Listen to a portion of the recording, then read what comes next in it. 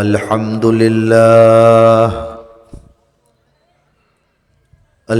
لله نحمده ونستعينه ونستغفره ونؤمن به ونتوكل عليه ونعوذ بالله من شرور أنفسنا ومن سيئات أعمالنا من يهده الله فلا مضل له ومن يضلله فلا هادي له ونشهد أن لا إله إلا الله وحده لا شريك له ونشهد أن سيدنا ونبينا وحبيبنا وسندنا ومولانا محمدا عبده ورسوله صلى الله تعالى عليه وعلى آله وأصحابه وبارك وسلم تسليما كثيرا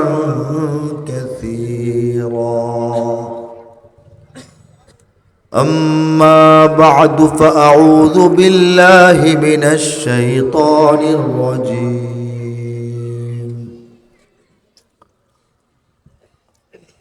ولا تهنوا ولا تحزنوا وأنتم الأعلون إن كنتم مؤمنين صدق الله العظيم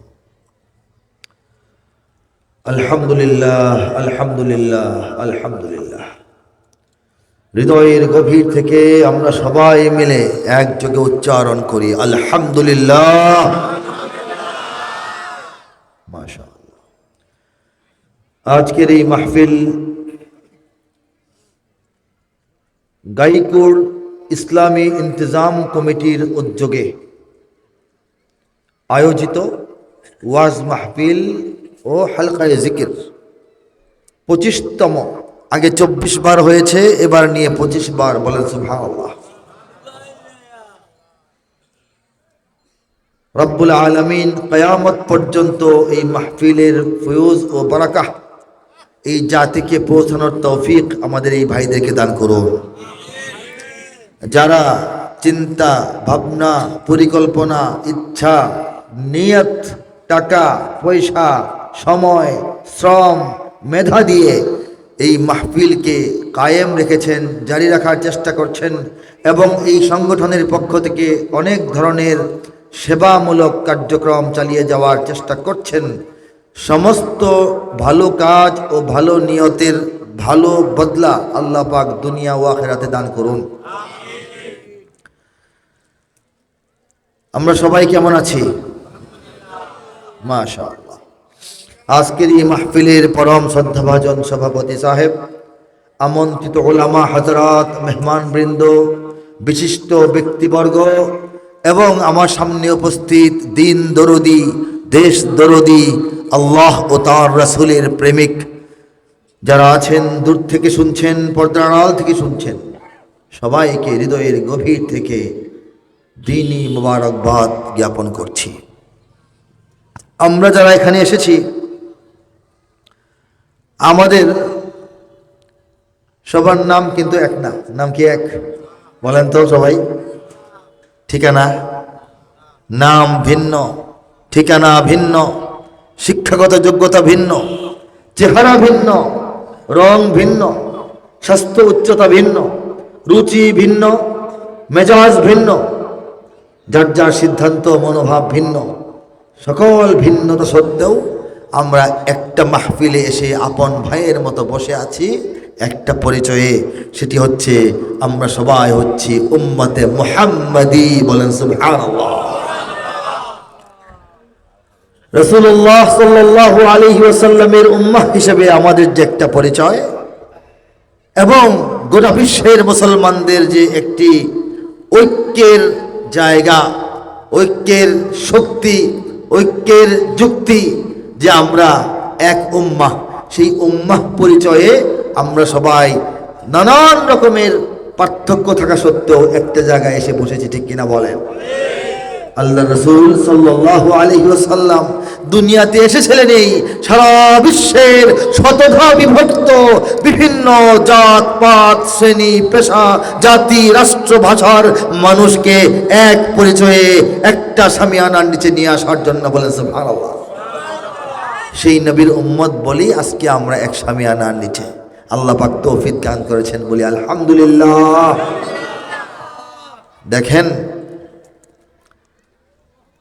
আমি শুনেছি পূর্ববর্তী বক্তার আলোচনায় রিজকের ব্যাপারে আলোচনা আসছে, ঠিক কিনা? শুনেছেন আপনারা? রিজকের ব্যাপারে আলোচনা এসেছে। আমি ওখান থেকে একটু অংশ নতুনভাবে আলোচনা করে আমার মূল আলোচনা যাব। দেখেন, মহান রব্বুল আলামিন সারা দুনিয়ার সমস্ত মানুষকে এত বেশি নিয়ামত দান করেছেন, এত বেশি নিয়ামত দান করেছেন, এটা অগণিত এবং অসীম, বলেন সুবহানাল্লাহ। আমরা খেয়েছি আর কত, দেখেছি আর কত, চেখেছি আর কত, চিনেছি আর কত, আমরা চিনি নাই, খাই নাই, দেখি নাই, ভোগ করে নাই, এমন নিয়ামতে দুনিয়া ভরপুর যা আমরা খবরও রাখি না। সমস্ত নিয়ামতের মধ্যে যদি নিয়ামতগুলিকে ভাগ করা হয়, কয়েকটা ভাগে ভাগ করা যায়। টাকা পয়সা, বাড়ি গাড়ি, সহায় সম্বল সম্পদ, সোনা দানা গয়না গাটি এবং যত রকমের সম্পদ থাকতে পারে, সঞ্চয় থাকতে পারে, এইগুলি হচ্ছে এক প্রকারের বড় নিয়ামত। এই নিয়ামত আল্লাহ পাক গোটা দুনিয়ার সমস্ত মানুষকে কম হোক বেশি হোক দান করেছেন, ঠিক কিনা? আপনার অনেক টাকা, আমার মাঝারি, একজনের অনেক কম, 2 টাকা, ঠিক কিনা বলেন? একজনের 2000 কোটি টাকা, একজনের 10 ট্রিলিয়ন টাকা, একজন দুনিয়া অর্ধেক কিনে ফেলার মতো টাকা, কিন্তু আল্লাহ পাক কম বেশি সবাইকে দান করেছেন, বলে সুবহানাল্লাহ। আরেক প্রকারের বড় নিয়ামত হচ্ছে মানুষের মান সম্মান, ইজ্জত আবরু, চেয়ার পাওয়ার, প্রভাব প্রতিপত্তি, বলেন সুবহানাল্লাহ। গোটা বিশ্বের মানুষকে আল্লাহ পাক কম বেশি দান করেছেন, ঠিক কিনা? আরেক প্রকারের বড় নিয়ামত এই উত্তম স্ত্রী, উত্তম সন্তান, উত্তম বংশধর, বলি আলহামদুলিল্লাহ। আরেক প্রকারের বড় নিয়ামত হচ্ছে সুস্বাস্থ্য, সৌন্দর্য, রূপ লাবণ্য এবং হায়াত, বলেন সুবহানাল্লাহ। আরেক প্রকারের বড় নিয়ামত মানুষের জ্ঞান, গরিমা, শিক্ষা দীক্ষা, অভিজ্ঞতা, প্রজ্ঞা, মানুষের এটাকে বলা হয় মানুষের উপলব্ধি শক্তি, মানুষের অনুভূতি শক্তি, বলেন সুবহানাল্লাহ। এটাও আল্লাহ পাক দুনিয়া সব মানুষকে কম বেশি দিয়েছেন, কারো অনেক বেশি, কারো হয়তো অনেক কম। আমরা বলি এটা গরু, এটা বলদ, বলি না? যাকে গরু বলদ বলেন তার কিছু বোঝা আছে না? এটা কে দিয়েছেন? কে দিয়েছেন? কম বেশি যাই হোক দিয়েছেন কে? আর এই নিয়ামতগুলি আল্লাহ পাক দুনিয়ার সমস্ত মানুষকে দিয়েছেন। মুমিনকেও দিয়েছেন, কুমিনকেও দিয়েছেন, মুনাফিককেও দিয়েছেন, কাফের মুশরিককেও দিয়েছেন, খোদাদ্রোহীকেও দিয়েছেন, আল্লাহর বন্ধু বান্দা যারা আল্লাহর বন্ধু, আল্লাহর ওলি, তাদেরকেও দিয়েছেন, ঠিক কিনা বলেন? বরং দেখা যায় দুনিয়াতে ধন সম্পদের দিক থেকে যারা শ্রেষ্ঠ তালিকায়, তাদের মধ্যে মুসলমান নাই বললেই চলে। ইহুদি খ্রিস্টানদের হাতেই দুনিয়া সব সম্পদ, ঠিক কিনা? আর যে সার্চ দিলে যে বড়লোক আরবের মুসলমানদের নাম আসে, তারা প্রকৃত ঈমান ও ইসলামের উপরে নাই, সেই বিদেশি সেই কাফেরদের সাথে বন্ধুত্ব করেছে বলে আল্লাহ তাদেরকে কিছু দিয়েছেন, পরীক্ষামূলক, ঠিক কিনা বলেন? প্রভাব প্রতিপত্তি, ক্ষমতার চেয়ার পাওয়ার মুসলমানদের হাতে বেশি না খ্রিস্টানদের হাতে, ইহুদিদের হাতে? গোটা বিশ্বকে তসতস করে দেওয়ার মতো, গোটা বিশ্বকে একেবারে এটা বলা হয় যে উল্টে পাল্টে দেওয়ার মতো ক্ষমতাধর চেয়ারে তারা বসে আছে, কথা ঠিক কিনা? তাহলে আমরা যারা মুমিন, আমরা যারা মুসলমান, আমরা যারা ইমানদার, আমরা যারা নামাজ পড়ি, আমরা যারা রুকু করি, আমরা যারা আল্লাহকে সিজদা করি, আমরা যারা তাসবিহ জপতে থাকি, আমরা যারা তাসবিহাত পাঠ করি, দুরূদ পাঠ করি, আমরা যারা ইস্তিগফার করতে থাকি, আমরা যারা আল্লাহর নাম নিয়ে জিকির করতে থাকি, আমরা যারা রমজানে রোজা রাখি, যারা আল্লাহর হুকুম মানতে গিয়ে নিজের সম্পদ থেকে মানুষকে জাকাত দিয়ে দেই, নিজের অর্জন এবং সঞ্চয় দিয়ে পবিত্র হজ করতে যাই। আমরা যারা মুসলমান, যারা আল্লাহর দ্বীনকে কায়েম রাখার জন্যে, রাসূলের সম্মান এবং কোরআনের ইজ্জতকে রক্ষার জন্যে রাজপথে মিছিল করি, মিটিং করি, সংগ্রাম করি, বিপ্লব করি, আন্দোলন করি, আমরা আমাদের জীবনকে একেবারে কুরবানির পথে মুখোমুখি করে দেই, আমরা আহত হই, আমরা জেলখানায় যাই, আমরা শাহাদাত বরণ করি, আমরা কি তাহলে ঠকলাম? তাহলে আল্লাহর জন্য গোলামি করলাম এত, সিজদা করলাম এত, তেলাওয়াত করলাম এত, জিকির করলাম এত, জীবন দিয়া দিলাম, জেলখানায় গেলাম, মিছিল করলাম, মিটিং করলাম, না খাইয়া রোজা রাখলাম, আমরা পাইলাম কি? পাইলো তো ওরা যারা আল্লাহকে মানে না। আমরা পাইলাম কি? আমরা কি ঠকলাম?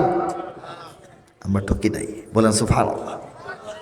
স্রষ্টার পক্ষ থেকে সৃষ্টির জন্য জমিনের উপরে আসমানের নিচে সর্বশ্রেষ্ঠ যে নিয়ামত, সেই নিয়ামত আল্লাহ পাক আমাদেরকে দিয়েছেন, সেটা হচ্ছে ঈমান। বলেন সুবহানাল্লাহ। ঈমান যে সবচেয়ে বড় নিয়ামত, এটা যিনি ভালো করে বুঝেন না, বিশ্বাস করেন না, তার ঈমান দুর্বল। ঠিক কিনা বলেন? ঈমানকে সর্বশ্রেষ্ঠ নিয়ামত মনে করা হতো, এটা ঈমান। ঠিক কিনা বলেন?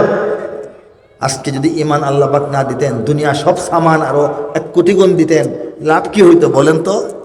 মৃত্যু হবে না? 100 বছর পরে, না 1 ঘন্টা পরে, না 1 মিনিট পরে? বলতে পারেন কেউ? মৃত্যু হইলে পরে এগুলির কোনো দাম আছে? কিন্তু অন্য সমস্ত নিয়ামত আল্লাহ পাক যতটুকুই দিয়েছেন, যদি আরো কম দিতেন, আরো কম দিতেন। মানুষ সালাম দেয় না, সম্মান দেন নাই, শিক্ষা নাই, আমাদের উত্তম স্ত্রী, উত্তম সন্তান পাই নাই, সম্পদ নাই, একেবারে দরিদ্র, কিন্তু ঈমান খানা নিয়ে যদি কবর পর্যন্ত পৌঁছতে পারি, তাহলে আমরা চূড়ান্তভাবে সফল হতে পারবো। ঠিক কিনা? এই ঈমান কি সস্তা না মূল্যবান? চিন্তা করে বলেন, সস্তা নাকি মূল্যবান? আমরা তো বুঝি না।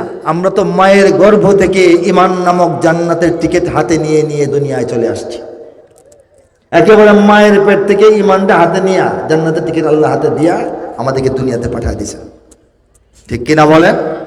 সেই জান্নাতের টিকিটটা আমরা ধুলার মধ্যে ফেলে দেই, ময়লার মধ্যে ফেলে দেই, ভিজায় নষ্ট করি, এটাকে আমরা এই কি বলে ছিঁড়ে ফেলি, ফাটিয়ে ফেলি। আমরা কবর পূজারি, মাজার পূজারি, কাদিয়ানি, আরো নাস্তিক টাস্তিক, তাদের কাছে এই টিকিট আমরা তুলে দিই। ঠিক কিনা বলেন? সেই টিকিট খুঁজে খুঁজে বের করে, ধুয়ে মুছে পরিষ্কার পরিচ্ছন্ন করে, ভালো করে ভাঁজ করে আমাদের পকেটে ঢুকিয়ে দেন, আমাদের হাতে বারবার ধরিয়ে দেন উম্মতের উলামায়ে কেরাম। কথা ঠিক কিনা? ঈমান এত সস্তা নয়।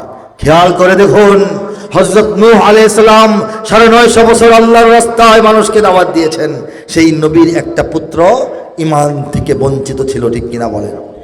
জানেন সবাই, হযরত নূহ আলাইহিস সালাম আল্লাহর নবী, নবীর পুত্র হলেই ঈমানদার হবে, এটা কি শিওর? তার পুত্র কি ঈমানদার হতে পেরেছিল? কেনান আমাদের সকলের পিতা। আল্লাহ বলেছেন, মিল্লাতা আবিকুম ইব্রাহিম হুয়া সাম্মাকুমুল মুসলিমিন। হে মুমিনগণ, তোমাদের চিন্তা, চেতনা, উপলব্ধি, অনুভূতি, বিশ্বাস, লক্ষ্য, উদ্দেশ্য, স্বপ্ন এবং বিশ্বাসের পিতা হচ্ছেন ইব্রাহিম। বলে সুবহানাল্লাহ। সেই কোটি কোটি মুসলমানের যে পিতা ইব্রাহিম, সেই ইব্রাহিম আলাইহিস সালামের যিনি পিতা ছিলেন, তিনি কিন্তু ঈমান নসিব হয় নাই, তার কাফের ছিলেন। ঠিক কিনা বলেন? হযরত লূত আলাইহিস সালাম বিখ্যাত নবী, তার স্ত্রী, তার সহধর্মিনী, তার জীবন সঙ্গিনী, তার অর্ধাঙ্গিনী, তার প্রিয়তমা, যারা এক বিছানায় ঘুমিয়েছেন, এক পাতিলে রান্না করেছেন, এক বাসনে খেয়েছেন, কিন্তু সেই স্ত্রীর ভাগ্যে ঈমান ছিল না। ঠিক কিনা বলেন? কাফেরদের সঙ্গে কাফের অবস্থায় সে আল্লাহর গজবে ধ্বংস হয়ে গিয়েছিল। আম্মা জান খাদিজাতুল কুবরার মতো সুন্দর নসিব তার হয় নাই। ঠিক কিনা? আমাদের নবী, প্রিয় নবী, সেরা নবী, শ্রেষ্ঠ নবী, শেষ নবী, বড় নবী, মহানবী, সাইয়্যিদুল কায়নাত, তাজদারে দু আলম মুহাম্মদুর রাসূলুল্লাহ সাল্লাল্লাহু আলাইহি ওয়াসাল্লাম জন্মের আগে পিতাকে হারিয়েছেন, জন্মের পর মাকে হারিয়েছেন কিছুদিনের মধ্যেই, এর কিছুদিন পরেই দাদাকে হারিয়েছেন। চাচা আবু তালিবের ঘরে লালিত পালিত হয়েছেন। সেই চাচা আবু তালিব জন্মের এক শিশু 8 বছরের শিশু মোহাম্মদ সাল্লাল্লাহু আলাইহি ইসলামকে আদরে যতনে কদরে ভালোবাসায় পুষ্ট করে বড় করেছেন। কিশোর নবী সাল্লাল্লাহু আলাইহি ইসলামকে সঙ্গে নিয়ে সিরিয়া পর্যন্ত আন্তর্জাতিক বিজনেসে রওনা হয়েছেন। যুবক নবী সাল্লাল্লাহু আলাইহি ইসলামকে মা খাদিজার সঙ্গে বিয়ে করিয়েছেন এবং নবীজিকে গোটা জীবন কাফেরদের অত্যাচার থেকে বাঁচানোর সব চেষ্টা করেছেন। কিন্তু বেচারা আল্লাহ পাক তাকে ঈমান নসিব করেন নাই, ঠিক কিনা বলেন? তো আখিরি নবীর আপন চাচা হইলে কি মুমিন হয়ে যাবে? হয়ে গেছে। নবীর পিতা, নবীর সন্তান, নবীর স্ত্রী, নবীর ভাই আর নবীর চাচা হইলেই কি ঈমানদার হবে? এটা কি নিশ্চিত? ইতিহাস কি বলে? নিশ্চিত নয়। এই যে কঠিন ঈমান, সুদূর পরাহত ঈমান, আল্লাহ চাইলে হয়, না চাইলে হয় না। মান ইয়াহদিহিল্লাহু ফালা মুদিল্লা লাহু ওয়া মান ইউদ্লিলহু ফালা হাদিয়া লাহু। আল্লাহ যাকে হেদায়েত দান করেন তাকে কেউ পথহারা বানাতে পারে না।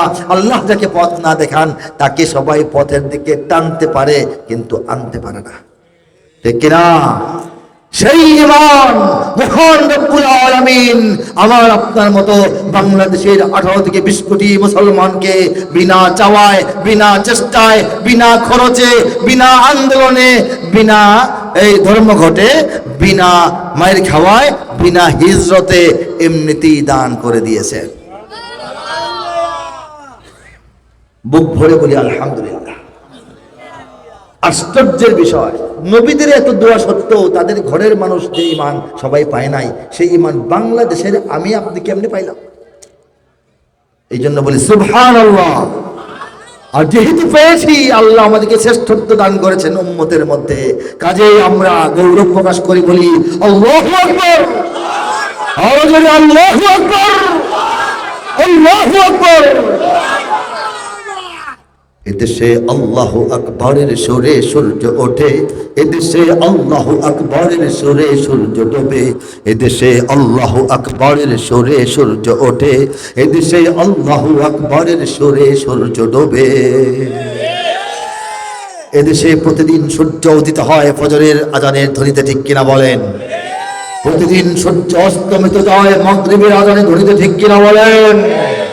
এদেশে আল্লাহু আকবরের সুরে সূর্য ওঠে, এদেশে আল্লাহু আকবরের সুরে সূর্য ডোবে, এদেশের মাল্লা মাঝি কিষান মজুর সবার ঠোঁটে শোনো রে লা ইলাহা ইল্লাল্লাহর জিকির ওঠে।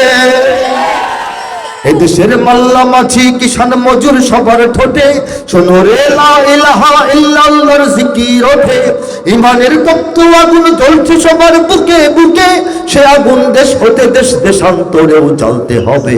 এদেশে আল্লাহু আকবরের সুরে সূর্য ওঠে, এদেশে আল্লাহু আকবরের সুরে সূর্য ডোবে। ঠিক কিনা বলেন? আজকে থেকে 25 বছর আগে লেখা সঙ্গীত, কিন্তু এই সঙ্গীতের মধ্যে বাংলাদেশের আত্মপরিচয় লুকিয়ে আছে, ঠিক কিনা বলেন? এদেশের পথে ঘাটে, এদেশের বাজার হাটে, এদেশের এদেশের এদেশের এদেশের এদেশের গঞ্জ গ্রামে খোদার নামের তাসবিহাতে কত পীর আউলিয়াদের অশ্রু ঝরে গভীর রাতে। যে দেশের সন্তানেরা বক্তব্যে যায় কোরআন বুকে, যে দেশের সন্তানেরা বক্তব্যে যায় কোরআন বুকে, সে দেশে আল কোরআনের শাসন কায়েম করতে হবে। এদেশে আল্লাহু আকবরের সুরে সূর্য ওঠে, এদেশে আল্লাহু আকবরের সুরে সূর্য ডোবে। এদেশের জলে স্থলে, এদেশের ফুল ফসলে, এদেশের এদেশের এদেশের এদেশের এদেশের সবুজ মাটি সবুজ ঘাসে সবুজ বনে, মদিনার সবুজ মিনার ঝলসে ওঠে দুই নয়নে। এদেশের সবুজ মাটি সবুজ ঘাস সবুজ ফসল সবুজ মাঠ সবুজ লতা গুল্ম পাতা বন যখন আমাদের চোখের সামনে ভাসে, আমাদের হৃদয়ে আমাদের নয়নে নবীর রওজা শরীফের সবুজ মিনার ভেসে ওঠে। রেখে বলে এদেশের সবুজ মাটি সবুজ ঘাসে সবুজ বনে, মদিনার সবুজ মিনার ঝলসে ওঠে দুই নয়নে। এদেশের শিকড় তো নয় দিল্লিতে বা ওয়াশিংটনে, এদেশের শিকড় তো নয় নয় দিল্লিতে বা ওয়াশিংটনে, এদেশের শিকড় জানি ছড়িয়ে আছে দূর আরবে। এদেশে আল্লাহ আকবরের সুরে সূর্য ওঠে, এদেশে আল্লাহ আকবরের সুরে সূর্য ডোবে। এদেশে আল্লাহ আকবরের সুরে সূর্য ওঠে, এদেশে আল্লাহ আকবরের সুরে সূর্য ডোবে। ঠিক কিনা বলেন?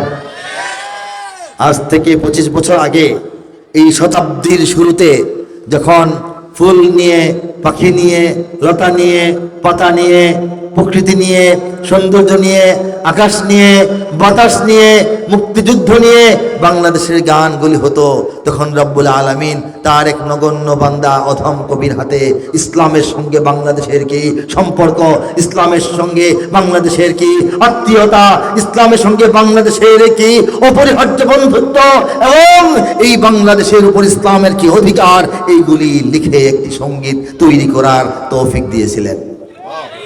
সেটি আপনাদেরকে শুনিয়েছি, 25 বছর ধরে গাইছি। গাওয়া কি দরকার শেষ হয়ে গেছে না দরকার আছে?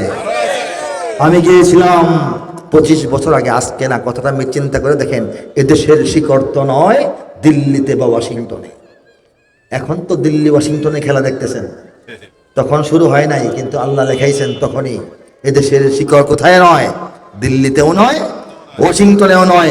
25 বছর আগে আমার বয়স বর্তমানে যা আছে এর প্রায় অর্ধেক ছিল, তখন আল্লাহ লেখাইছেন এদেশের শিকড় যে দিল্লিতে নয়, সে কথা দিল্লিকে আমরা খুব ভালোভাবে বুঝিয়ে দিতে পেরেছি। দিল্লি পিছু হটেছে, ওয়াশিংটন সুযোগ গ্রহণ করার চেষ্টা করছে।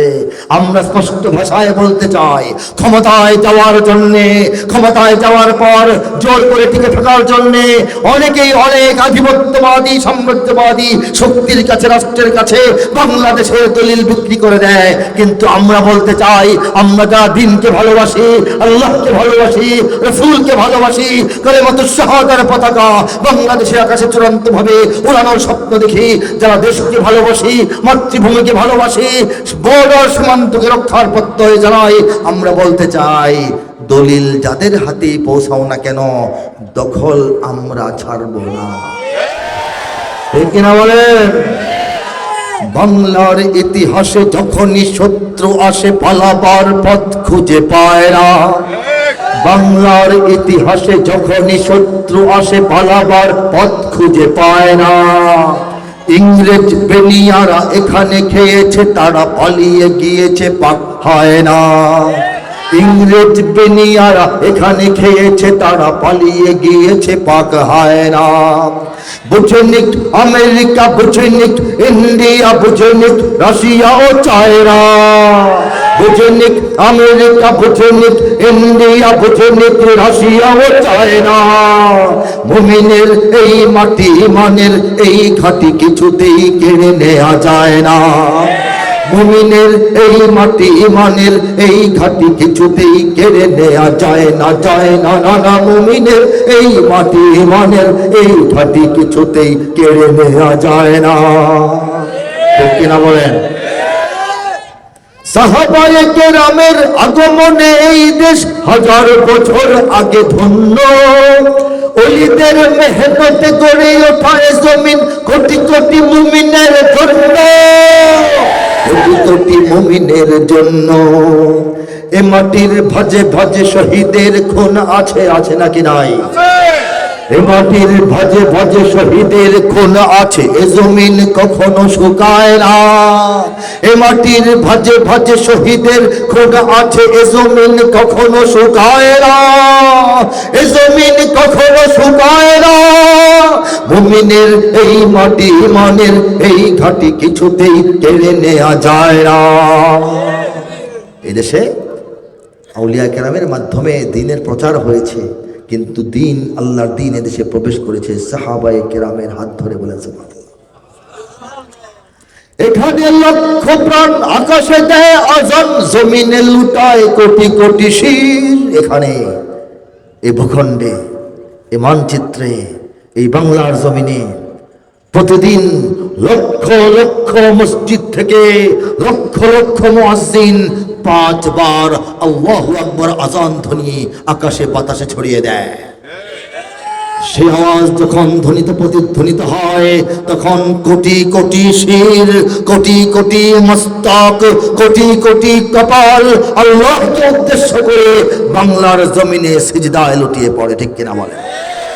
হিমালয়ের পাদদেশ থেকে বঙ্গোপসাগরের পানিতে ভেজা সৈকত পর্যন্ত 16 কোটি ছিল এক সময়, এখন প্রায় 20 কোটি মুসলমানের সিজদার জন্য এক বিশাল জায়নামাজ আল্লাহ পাক বিছিয়ে রেখেছেন। কথা থেকে না, এই জায়নামাজ নাপাক করতে কাউকে দিব? এই জায়নামাজের কোন একটা নীতি কাউকে দিব? আমরা এই জায়নামাজকে গোটায় ফেলতে কাউকে দিব? তৈরি আছেন কিনা বলেন? এখানে লক্ষ প্রাণ আকাশে দেয় আজান, জমিনে লুটায় কোটি কোটি শির। এখানে হাওয়ার আগে হাজারো কণ্ঠে জাগে দিকে দিকে নারায়ে তাকবীর, দিকে দিকে নারায়ে তাকবীর। এখানে গ্রাম শহরে, বাংলার গ্রামে গঞ্জে শহরে নগরে, প্রত্যেকটা পাড়ায় মহল্লায়, অলিতে গলিতে, বাড়িতে বাড়িতে, ঘরে ঘরে, এখানে গ্রাম শহরে প্রস্তুত, ঘরে ঘরে। কারা প্রস্তুত বলবো? বলবো কিনা বলেন? এখানে গ্রাম শহরে প্রস্তুত, ঘরে ঘরে আল্লাহর সেনারা ঘুমায় না। এখানে গ্রাম শহরে প্রস্তুত, ঘরে ঘরে আল্লাহর সেনারা ঘুমায় না, আল্লাহর সেনারা ঘুমায় না। মুমিনের এই মাটি, ইমানের এই ঘাটি কিছুতেই কেড়ে নেওয়া যায় না, যায় না, না না। মুমিনের এই মাটি, ইমানের এই ঘাটি কিছুতেই কেড়ে নেওয়া যায় না। বুঝেনিক আমেরিকা, বুঝেনিক ইন্ডিয়া, বুঝেনিক রাশিয়াও চায় না।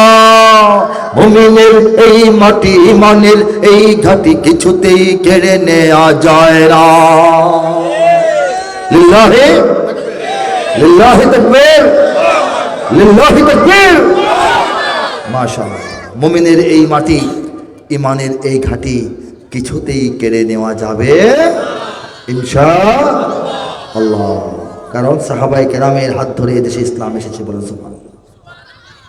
নবী করিম সাল্লাল্লাহু আলাইহি সাল্লাম নবুয়ত প্রকাশের পর মক্কায় ছিলেন কয় বছর? কয় বছর? 13 বছর। হিজরত করে মদিনায় গিয়ে আরো 10 বছর, 13 আর 10 23। আর নবুয়ত প্রকাশের আগে নবীজি 40 বছরের জীবন, 40 আর 23 মিলে 63 বছর। বলেন সুবহানাল্লাহ। বলেন তো 63 বছর কি অনেক বেশি না কম? অনেক কম, অনেক কম। বর্তমান সময়ে ওই 63 বছরে কেউ যদি মৃত্যুবরণ করে, আমরা আফসোস করি, হা মানুষটা কম বয়সে চলে গেছে, অকাল মৃত্যু বলি। আমরা বলি যে হা সারাটা জীবন চাকরি করলো, একটু আরাম পাইলো না, মাত্র চাকরি থেকে অবসর নিল, লোকটা আর কিছু করতে পারলো না। আমরা বলি হা 2টা মেয়ে এখনো বিয়ের বাকি, বলি কি না? হ্যাঁ, 63 বছর আমাদের কাছে বিশেষ কোনো বয়স না। হযরত নূহ আলাইহিস সালাম 950 বছর দাওয়াত দিতে দিতে যখন আল্লাহর নির্দেশে জাহাজ তৈরি করলেন, আল্লাহ বললেন মুমিনদেরকে নিয়ে উঠো। মুমিন কয়জন পাইছিলেন? 80 জন। কয়জন? প্রসিদ্ধ মতে 80 জন। 950 বছর দাওয়াত দিয়া মুমিন কয়জন হইল? 80 জন। নিজের একটা ছেলে মানে কাফের, বাকিদেরকে নিয়ে উঠছেন। তাহলে আমাদের নবী, প্রিয় নবী সাল্লাল্লাহু আলাইহি ওয়াসাল্লাম, তারপরে আর কোন নবী আসবে? যারা আছে দুনিয়ায় কেউ নবী হবে? কিয়ামত কবে আমরা জানি? এত এত এত এত বছর সময়ের জন্য নবীহীন দুনিয়া। সেই আখিরি নবী যিনি যাওয়ার পর আর নবী আসবে না, হবে না, সেই নবী সাল্লাল্লাহু আলাইহি সাল্লাম কিয়ামত পর্যন্ত বিশ্ব মানবতার জন্য একটা কমপ্লিট জীবন ব্যবস্থা তৈরি কইরা দিয়ে যাওয়ার জন্য 63 বছর কি যথেষ্ট? কি মনে হয় আপনার কাছে? কি মনে হয়? কম না অনেক? তার দায়িত্বটা কত বড়! কিয়ামত পর্যন্ত আর কোনো নবী হবেন না।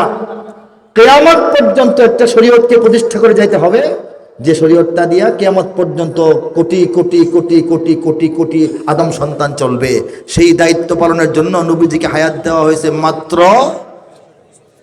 এর মধ্যে 40 বছর নবুয়ত প্রকাশের আগের 40 বছর ব্যক্তি জীবন, কিশোর জীবন, তরুণ জীবন, যুবক জীবন, বিয়ে শাদীর জীবন, ব্যবসাপাতির জীবন, এটা তখন তো কোনো শরীয়ত তিনি প্রচার করেন নাই, ঠিক কিনা বলেন?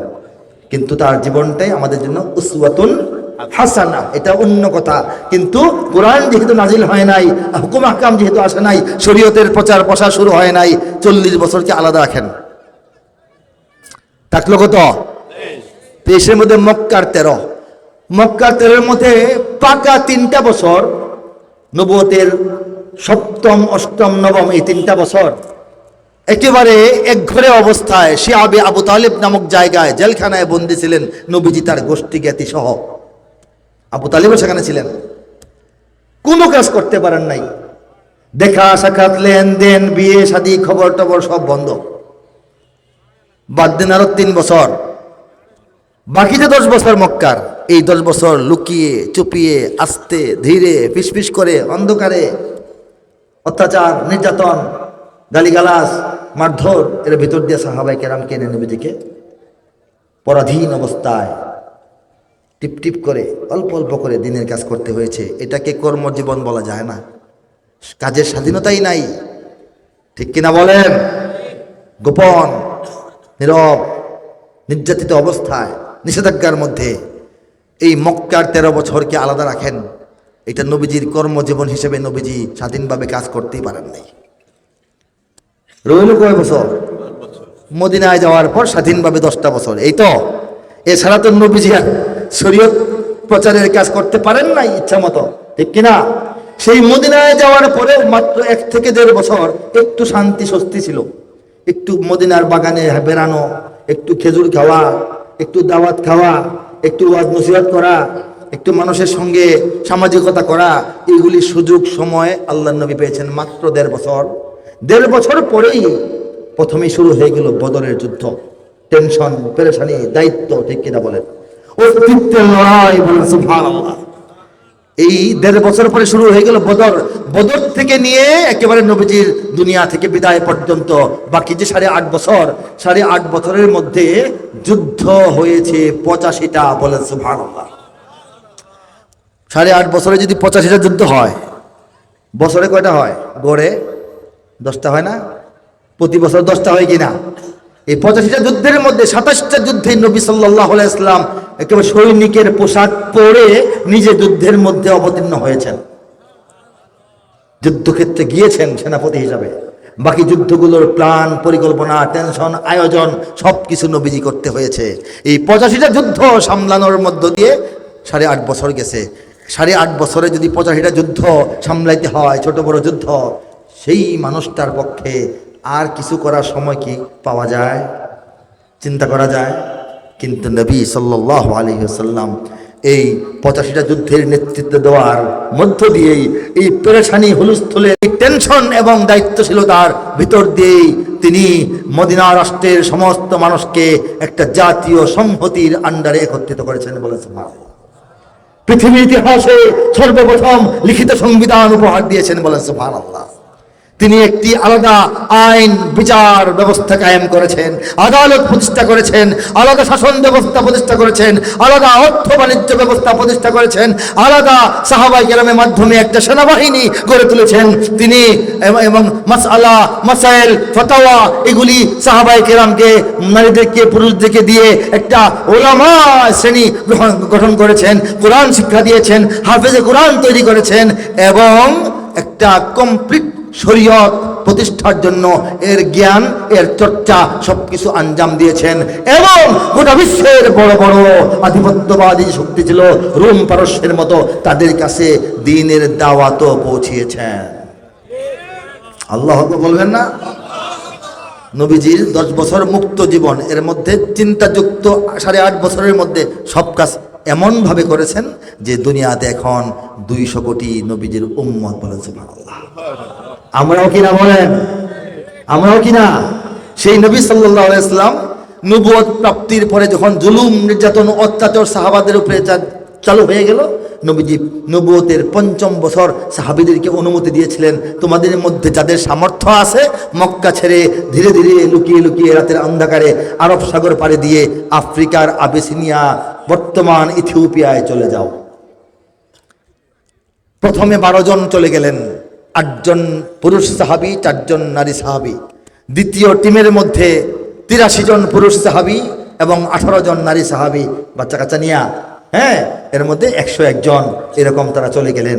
দ্বিতীয় টিমটা যখন মক্কা ছেড়ে চলে যান তখন একটা জাহাজ ভাড়া করে আরব সাগর পার হয়েছিলেন। ইতিহাসে ভাড়াটা উল্লেখ আছে, মাথা পিছু আধা দিরহাম, বলেন সুবহানাল্লাহ। রূপার টাকা অর্ধেকটা করে মাথা পিছু, জনে কত করে? আধা দিরহাম করে, মোট ৫.৫ দিরহাম দিয়া, ৫.৫ দিরহাম দিয়ে একটি জাহাজ ভাড়া করে একটি কাফেলা মক্কার অত্যাচার ছেড়ে কোথায় গেলেন? ইথিওপিয়া নামক আফ্রিকার একটা দেশে। এরও কয়েক বছর পর নবীজি জেলখানায় থাকলেন, নবীজি তায়েফ গেলেন, সেখান থেকে সে আবার আল্লাহ পাক নবীজিকে নিয়ে গেলেন মেরাজে, সব কাহিনী শেষ। এরপর নবুয়তের ১১ হিজরিতে, ১১ বছরে যখন নাকি মদিনার মানুষ মক্কায় একটু একটু আসতে শুরু করেছে, নবীজির সঙ্গে গোপনে দেখা করে, কানাকারি করে, সলা পরামর্শ করে, ইয়া রাসূলুল্লাহ, আপনি আল্লাহ রসুল, আমরা এটা কনফার্ম হয়েছি, আমাদেরকে এই ঈমান দান করেন। নবীজির হাতে হাত রেখে কালিমাতুশ শাহাদা পাঠ করে তারা মুমিন হইলেন। তারপর বললেন, ইয়া রাসূলুল্লাহ, আমরা আপনাকে মদিনায় নিতে চাই, মক্কায় শান্তি নাই, মদিনা আপনার অপেক্ষায় আছে।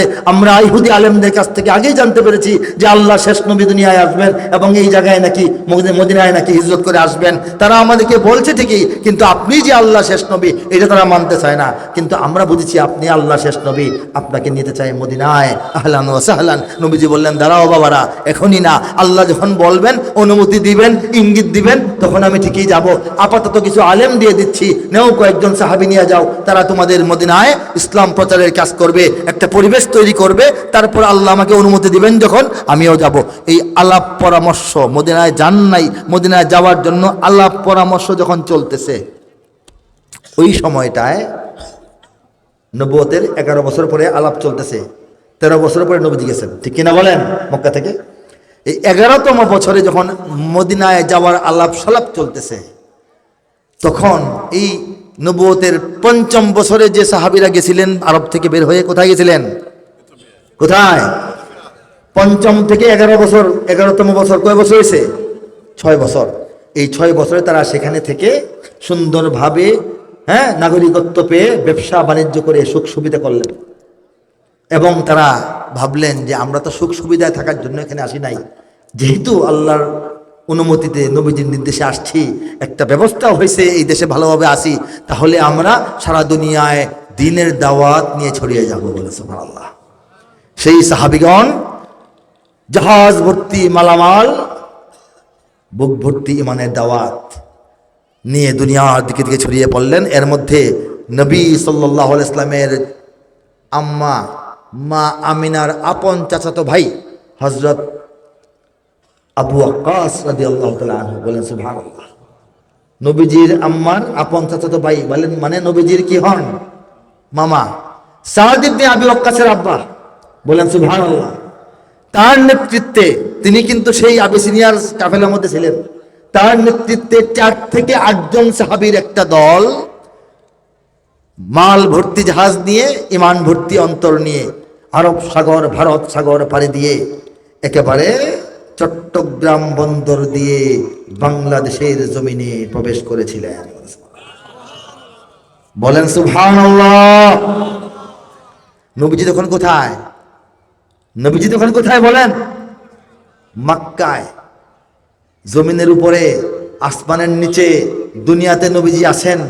মদিনাবাসী তখনও নবীকে পায় নাই, মদিনাবাসী তখনও নবীকে সংবর্ধনা জানিয়ে তবে আল বাদরু আলাইনা গানটা গায় নাই, তখনও মসজিদে কুবার জন্ম হয় নাই, তখনও মসজিদ নববীর স্থান নির্ধারণ হয় নাই, তখনও আবু আইয়ুব আনসারীর বাড়ি নবীর জন্য পরিষ্কার করে রেডি করা হয় নাই, তখনও নবীজির মদিনার মাটিতে পা দেন নাই, মদিনার খেজুর মদিনার বাগানে বসে খান নাই। নবীজি তখনও মক্কায়, ইসলাম তখন এই বাংলায়, বলা সুবহানাল্লাহ। আশ্চর্য কাহিনী না? এবং সাহাবায়ে কেরাম আজমাইন বারংবার আসছেন, একবার না। তারা এই বাংলাদেশে আসতেন, কিছুদিন থাকতেন, আবার জাহাজ নিয়ে তারা মালাবার দিয়ে পার হয়ে তারা মালয়েশিয়া, ইন্দোনেশিয়া হয়ে একেবারে চীন পর্যন্ত সফরে যেতেন। সেই সাহাবায়ে কেরাম সর্বোচ্চ যখন ছিলেন একবার, সেটা ছিল 1.5 বছর, টানা 1.5 বছর বাংলাদেশে ছিলেন। চট্টগ্রামের দিক দিয়ে তারা প্রবেশ করছিলেন, সাগরের উপকূল ধরে ধরে ধরে ধরে ধরে ধরে, যেহেতু জাহাজের যাত্রী তারা আমাদের এই খুলনার কিনা সুন্দরবন না, সুন্দরবন উপকূল পর্যন্ত তারা আসা যাওয়া করেছেন। আপনারা কি মনে করেন যে জমিনটায় বসে আছেন সাহাবায়ে কেরাম পাড়ায় গেছেন? বলে সুবহানাল্লাহ, সাহাবায়ে কেরাম পাড়ায় গেছেন।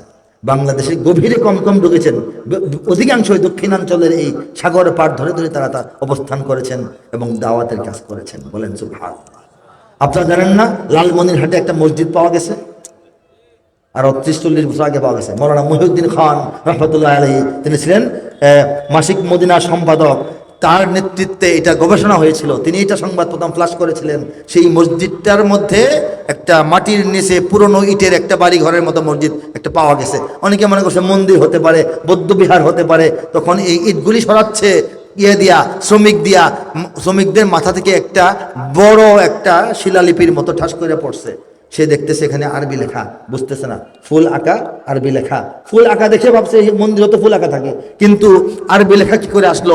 একজন ইমামকে ডেকে এনে দেখালো, ইমাম সাহেব দেখলেন এখানে লেখা লা ইলাহা ইল্লাল্লাহু মুহাম্মাদুর রাসূলুল্লাহ। তারপর কোন আমলের মসজিদ বুঝতে পারতেছে না, এটার মধ্যে দেখা গেল এটার যে প্রতিষ্ঠা সন শুধুমাত্র 69 হিজরি। এখন কত? 1400 উপরে না? 1400 কত হয়? 48 এখন 47, 1447 এখন। আর সেটা আমাদের লেখা শুধু 69, মানে 100 হিজরিও তখন হয় নাই। হিজরতের 69 বছর পরে, নবীজি দুনিয়া থেকে বিদায়ের মাত্র 59 বছর পরেই সাহাবায়ে কেরামের হাতে বাংলার জমিনে লালমনিরহাটে মসজিদ নির্মাণ হয়ে গেছে। ছোট ছোট পুরা ইটের মসজিদ। বলেন সুবহানাল্লাহ। এদেশে ইসলাম দুর্বল না মজবুত? শিকড় ভাষা না গভীরে? ধাক্কা মারলে পড়ে যাবে, ফু দিলে উড়ে যাবে, আর ধমক মারলে আমরা ভয় পেয়ে যাব? কখনোই নয়, ঠিক কিনা? বাংলাদেশের সব মানুষের নাম বদলাতে পারে, বইয়ের পাতায় স্বাধীনতা সংগ্রাম বদলাতে পারে, বঙ্গোপসাগরের সব পানি যেতে পারে শুকিয়েও, গোটা রাজধানী গিলে নিতে পারে বুড়ি গঙ্গার ঢেউ, সুন্দরবন কেটে হতে পারে ইটের ভাটার লাকড়ি, শিল্পপতিরা দেউলিয়া হয়ে খুঁজতে পারেন চাকরি, চোর গুন্ডারা পেয়ে যেতে পারে মন্ত্রীর মর্যাদা। 2010-এ লেখা, 15 বছর আগে। 2010-এর পরে কি চোর গুন্ডারা মন্ত্রী হয় নাই? একেবারে লম্পট লোকরা মন্ত্রী হয় নাই? তাদের ফোন কল ফাঁস হয় নাই? চিনেন না? চোর গুন্ডারা পেয়ে যেতে পারে মন্ত্রীর মর্যাদা, আইনের ফাঁকে কালো টাকা সব হয়ে যেতে পারে সদা। অনেকেই বলে এই দেশ নাকি হুজুগে জাতির দেশ, দফায় দফায় বদলায়ের রংঢং পরিবেশ, তাই বলে ইসলাম তো এদেশে হুজুগে হবে না শেষ, হুজুগে হবে না শেষ। ইসলাম এ মাটির পরতে পরতে জনপদে ঘরে ঘরে, ইসলাম এ জাতির 90% মানুষের অন্তরে, ইসলাম এ মাটির পরতে পরতে জনপদে ঘরে ঘরে, ইসলাম এ জাতির 90% মানুষের অন্তরে। ইসলাম নিয়ে কেউ ছিনিমিনি খেলে এমন শক্তি নেই, ইসলাম নিয়ে কেউ ছিনিমিনি খেলে এমন শক্তি নেই।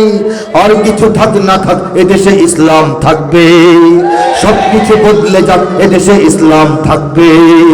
আর কিছু থাক না থাক এদেশে, সবকিছু বদলে যাক তবু এদেশে ইসলাম থাকবে। আছে না নাই? একটা দল ছিল এখন নাই, ইসলাম আছে না নাই? নেত্রী ছিল এখন নাই, ইসলাম আছে না নাই? আমাদের গণভবন খুব সুন্দর সাজানো গুছানো চমকদার ছিল, এখন সেই অবস্থায় নাই, ইসলাম আছে নাকি নাই? কেন্দ্রীয় কারাগার ঢাকা শহরের ভিতরে ছিল, এখন ঢাকার ভিতরে নাই, ইসলাম আছে নাকি নাই? সুপ্রিম কোর্টের সামনে মূর্তি বসানো হয়েছিল, সেই মূর্তি সেখানে এখন নাই, ইসলাম আছে নাকি নাই? অনেক কিছু আসবে যাবে, হবে থাকবে না, ইসলাম থাকবে। কথা ঠিক কিনা? যদি করে বলেন লিল্লাহি তাকবীর, লিল্লাহি তাকবীর। আল্লাহ বলেছেন ওয়ালা তাহিনু, আমি তেলাওয়াত করেছি শুরুতে, ওয়ালা তাহজানু। হে মুমিনগণ, আল্লাহ কাদেরকে বলতেছে? আমাদেরকে। বলেন সুবহানাল্লাহ। মনে করেন না 1400 বছর আগে সাহাবীদেরকে বলছে, আমাদেরকে বলেন না, এটা মনে করেন না। কোরআন কি আমাদের জন্য না? আল্লাহ কি বলছেন? ওয়ালা তাহিনু, হতাশ হইও না। বলেন সুবহানাল্লাহ। হতাশ হবেন জীবনে কোনোদিন? কে না করছেন? ওয়ালা তাহজানু, টেনশন মোটেই করো না। টেনশন, দুশ্চিন্তা, পেরেশান হয়েও না, দুশ্চিন্তা করো না। আমাদের কি চিন্তা কিছু আছে? কে বলছেন আমাদেরকে? আনতুমুল আলাউন, তোমরাই বিজয়ী হবে। কে বলেছে?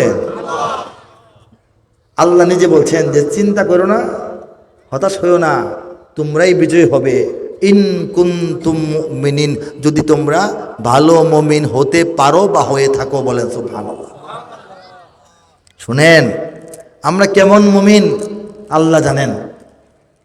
আমরা মনে করি অন্তত ইমানের পরীক্ষায় 100তে 100 না পাইলেও 33-এর নিচে কেউ পাবো না।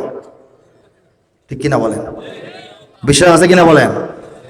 33-এর নিচে একদম ফেল করবো না ইনশাআল্লাহ। আমরা যদি খুব খারাপ ইমানদার হইতাম, দুর্বল ইমানদার হইতাম, ইমানের অযোগ্য হইতাম, অনুপযুক্ত মুসলমান হইতাম, তাহলে রব্বুল আলামিন তার খলিল, তার হাবিবের দোয়া সত্ত্বেও যাদেরকে ইমান দেন নাই, সেই আল্লাহ বাংলাদেশে আমাকে আপনাকে ইমান দিতেন না।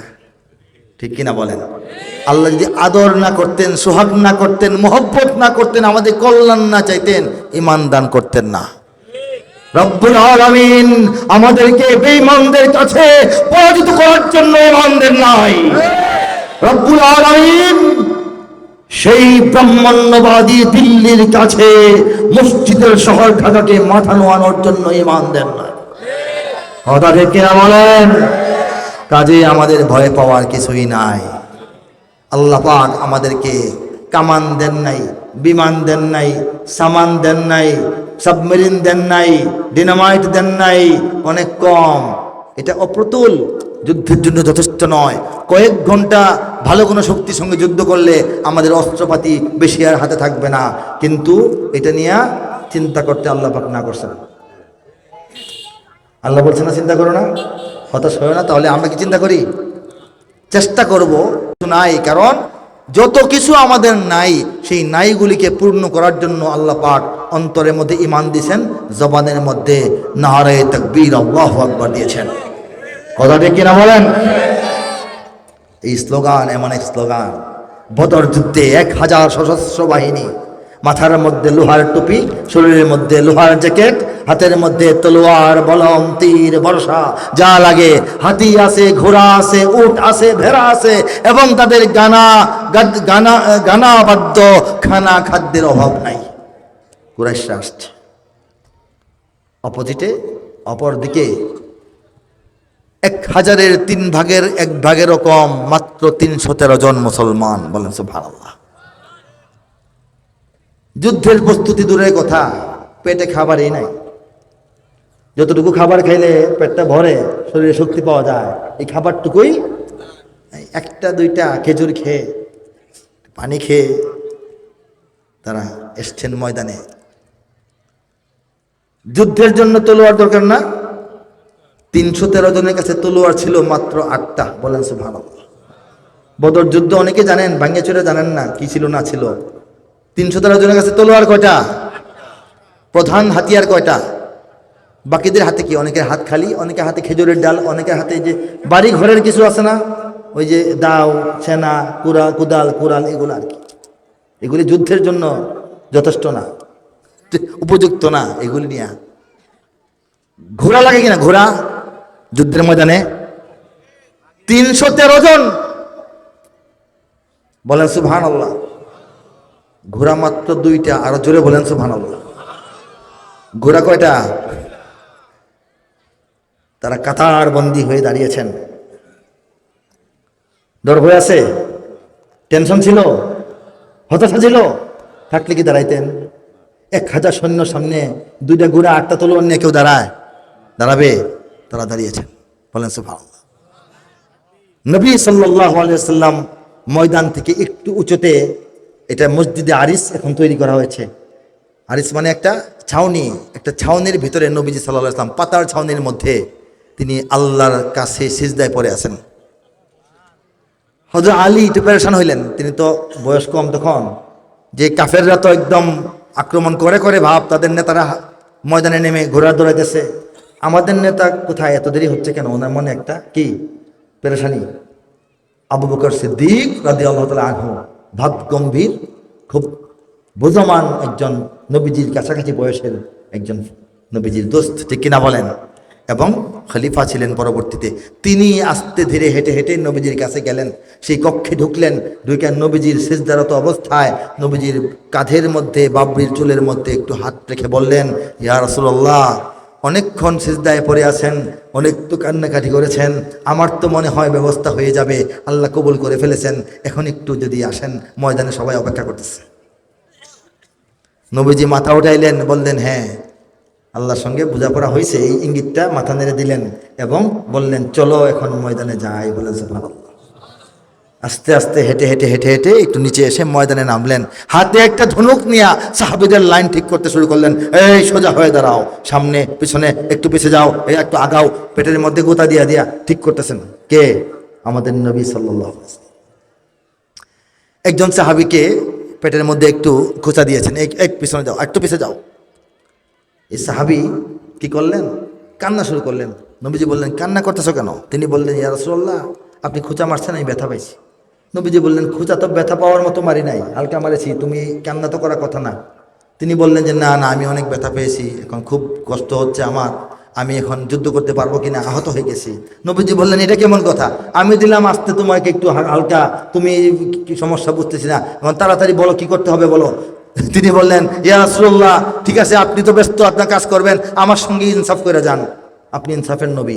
নবীজি বললেন, ইনসাফটা কি করবো এখন? ঠিক আছে, নবীজি পাঞ্জাবি সরাইয়া বললেন, আমাকেও একটা মারো, শেষ করো, তাড়াতাড়ি আলাপ শেষ করো, ব্যস্ত আছি। তখন সাহাবীর হাতে নবীজি সাল্লাল্লাহু আলাইহি ওয়াসাল্লাম সেই ধনুকটা দিলেন, আমাকেও মারো, তাহলে তো হয়ে গেল, এটা দিয়ে তো এখন লেট করার সময় নেই আমার। তখন সাহাবী সেই এটা ধনুকটা হাতে নিয়ে অন্যের হাতে দিয়ে নবীজি সাল্লাল্লাহু আলাইহি ওয়াসাল্লামের সেই উন্মুক্ত চামড়ার, পেটের চামড়াটার মধ্যে চুম্বন করলেন এবং নবীজিকে ধরায় ধরলেন। কাঁদতে লাগলেন, অন্য সাহাবীরাও কাঁদতে লাগলেন। নবীজি বললেন, হে আমার সাহাবী, তুমি এই কথাটা, এই আচরণটা, এই পরিস্থিতিটা তুমি কেন সৃষ্টি করলা? সাহাবী বললেন, ইয়া রাসূলুল্লাহ, সামনে দুশমন দাঁড়িয়ে আছে, সশস্ত্র বাহিনী, আমাদের অস্ত্র নাই, শক্তি নাই, কিন্তু আমরা হতাশ নই, আমরা দুশ্চিন্তাগ্রস্ত নই, কিন্তু ইয়া রাসূলুল্লাহ, আপনি হুকুম দেওয়ার সঙ্গে সঙ্গে আর কিছুক্ষণ পর আমরা যখন ঝাঁপিয়ে পড়বো, তখন কি আবারও দুনিয়াতে আপনার সঙ্গে দেখা করার সুযোগ পাবো, নাকি সরাসরি আল্লাহর ডাকে সাড়া দিয়ে চলে যাব? বলতে পারি না, এই জন্য আপনাকে জড়িয়ে ধরে একটু একান্তে আপনার সরাসরি চামড়ার মধ্যে চুম্বন করার আমার ইচ্ছা হয়েছিল। এই হলো সাহাবায়ে কেরাম আজমাইনে ঈমান। বিজয় দান করেছিলেন কে? অস্ত্র ছিল কি? ঠেঙ্গা দিয়ে কাজ হয় নাই, অস্ত্র ছিল আল্লাহু আকবার। অস্ত্র ছিল কি? লিল্লাহি তাকবীর। এই অস্ত্র কি আমাদের আছে না নাই? তাহলে চিন্তা করেন, কেন 20 কোটি মুসলমানের অন্তরে 20 কোটি ঈমান আছে না নাই? হ্যাঁ, আমাদের জবানে জবানে নারে তাকবীর, আল্লাহু আকবার আছে নাকি নাই বলেন? দুশ্চিন্তা কিছু আছে? কিছুই নাই। আমাদের কাজ হলো নিজেদের ঈমানকে আরো পাকাপোক্ত করা, নিজেদের আমলকে আরো সুন্দর করা, নিজেদের ইলমকে আরো গভীর এবং বৃদ্ধি করা, নিজেদের আখলাককে আরো সুন্দরভাবে সাজানো, এটা আমাদের কাজ। বাকি দেখবেন কে? অতীতেও দেখেছেন কে?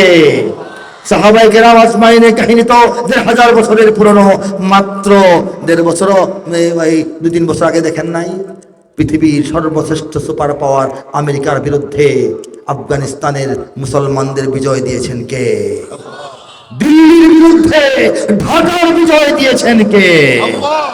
সামনেও দিবেন কে? সেই আল্লাহর উপর ঈমান ও বিশ্বাস। ঈমান যে সস্তা নয়, মূল্যবান, এই দৃঢ় চিন্তাটা মাথায় রেখে আমাদেরকে ঐক্যবদ্ধভাবে প্রস্তুতি গ্রহণ করে থাকতে হবে। কারা তৈরি আছি? বলে লিল্লাহি তাকবীর, লিল্লাহি তাকবীর। আর মনে রাখতে হবে, বাংলাদেশে আমরা 20 কোটি মুসলমান, সারা দুনিয়ায় 200-2.5 কোটি মুসলমান, 200 কোটি ধরেন, 200 কোটির 10 ভাগের 1 ভাগ 20 কোটি মুসলমান। এই 10% মানে 10 ভাগের 1 ভাগ মুসলমান কি আল্লাহ পাক আমাদের দেশে দিয়ে দিয়েছেন। দুনিয়াতে মুসলিম দেশ কি 10টা, আমরা 10 ভাগের 1 ভাগ পাইলাম কেমনে? সারাটা দুনিয়া যত জমির 10 ভাগের 1 ভাগ জমি কি বাংলাদেশে? এত বড় বাংলাদেশ। রাশিয়া যে দেশ আছে না, রাশিয়া দেশটাই বাংলাদেশের প্রায় 150 গুণ একটা দেশই। ভারতেই আমাদের 22-23 গুণ। কি মনে করেন এই ছোট্ট দেশটার মধ্যে সারা দুনিয়ার যত মুসলমান এর 10 ভাগের 1 ভাগ মুসলমান এই দেশের মধ্যে আল্লাহ পাক দেয়া দিয়েছেন। আল্লাহর কোনো কাজ কি উদ্দেশ্য ছাড়া, পরিকল্পনা ছাড়া হইতে পারে? আল্লাহর পরিকল্পনা যাহা বাংলাদেশে হচ্ছে এবং হতে থাকবে তাহা, ঠিক কিনা বলেন? আল্লাহর যা পরিকল্পনা, হ্যাঁ, আল্লাহ পাক 20 কোটি মুসলমানকে রিজার্ভ সৈনিক হিসাবে ভারতের ঘেরাওয়ের ভিতরে, এই বন জঙ্গলের মাটিতে, পোকামাকড়ের জমিনে, এই পেটকাটা মাটির জমিনে, এই পচা মাটির জমিনে, এই গরিবের দেশে, এই অশিক্ষিত মানুষের দেশে, এই দেশটার মধ্যে আল্লাহ পাক 20 কোটি মুসলমানকে সৈনিক হিসাবে রিজার্ভ রেখে দিয়েছেন। যখন দরকার হবে আল্লাহ পাক ময়দানে নামায় দিবেন। আমরা কি পিছে পিছে থাকবো না সামনের লাইনে? ইনশাআল্লাহ। হে যুবক, তুমি বাঙালি হও কিংবা ইন্ডিয়ান, কিংবা জার্মান, জাপানি, কিংবা চাইনিজ, রাশিয়ান, স্প্যানিশ, ড্যানিশ, ফরাসি, কিংবা ব্রিটিশ, আমেরিকান, আরবি, আজমি, ইরানি, তুরানি, তুর্কি বা আফগান, মুসলমান তুমি তো মুসলমান। তুমি সাদা হও কিংবা কালো হও, দেখো রক্ত তোমার লাল। সুখী হও কিংবা দুঃখী হও, রেখো ঈমান নির্ভেজাল। কাছে রও কিংবা দূরে রও, তবু কাবায় তোমার ঘর। স্লোগানে তোমার কেঁপে ওঠে আজ পৃথিবীটা থরথর। মৃত্যু তোমায় জানায় সালাম, দূরে থাকে শয়তান। মুসলমান তুমি তো মুসলমান।